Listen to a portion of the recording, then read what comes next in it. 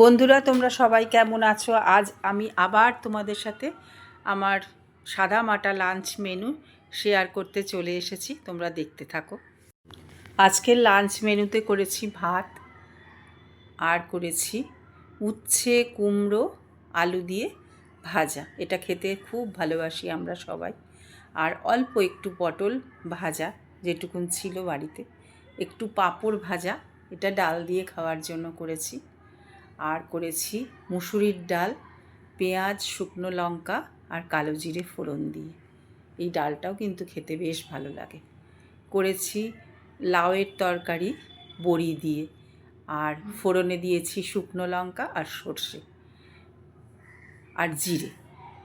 আর এই যে করেছি তেলাপিয়া মাছের ঝাল, এটা পেঁয়াজ আর সর্ষে বাটা দিয়ে করেছি। আর শেষ পাতে তো আমাদের একটা মিষ্টি জাতীয় কিছু থাকেই, হয় চাটনি, তা না হলে দই।